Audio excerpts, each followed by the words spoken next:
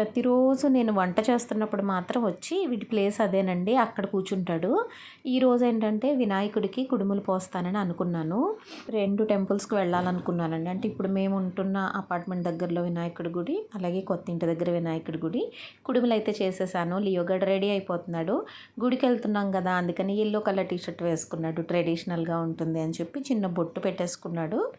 ఈరోజు మాత్రం బొట్టు అసలు ఉంచుకోలేదండి, చెరిపేసుకున్నాడు వెంటనే. ఇంకా నేను రెడీ అవుతుంటే పక్కనే కూర్చున్నాడు, త్వరగా రెడీ అవ్వు మమ్మీ అన్నట్టు. రెడీ అయిన తర్వాత వాడికి బెల్ట్ వేయకపోతే కంగారు వచ్చేస్తుందండి. అందరి దగ్గరికి వెళ్ళిపోయి తిరిగేసి నాకు బెల్ట్ వేయండి రా. వాడి దృష్టిలో బెల్ట్ వేస్తేనే వాడు రెడీ అయినట్టు, అందుకనే బెల్ట్ వేయమని అరుస్తున్నాడు. బెల్ట్ వేసిన తర్వాత ఇక బెల్ట్ వాడికి ఇచ్చేయాలి. కాసేపు అలా ఆడుకుంటాడు. కిందకి వెళ్ళిన తర్వాత చూడండి, వాళ్ళ ఫ్రెండ్స్ ఎవరైనా కనపడతారేమో అని బయటకు చూసుకుంటాడు. గుడి దగ్గరికి వెళ్ళిన తర్వాత వాడిని లోపలికి తీసుకెళ్ళడానికి లేదు కదా, ఉండు నాన్న నువ్వే కారులో అనేసి వాళ్ళ అన్నయ్యతో పాటు ఆపి నేను మా హస్బెండ్ వెళ్ళాము.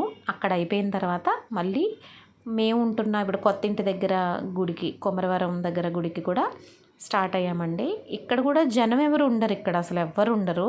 అయినా కూడా ఇంకా లోపలికైతే తీసుకెళ్ళలేదు, ఎందుకంటే కొంతమందికి నమ్మకం టెంపుల్స్లోకి తీసుకెళ్ళకూడదు అని.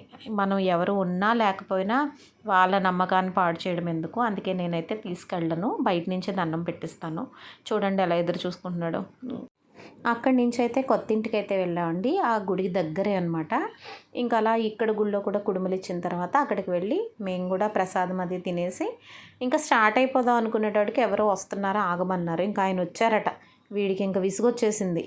ఎంతసేపు ఉంటారా బాబు అన్నట్టుగా వెళ్ళి ఆ రూమ్లోకి వెళ్ళి సెటిల్ అయిపోయాడు. చూసారా.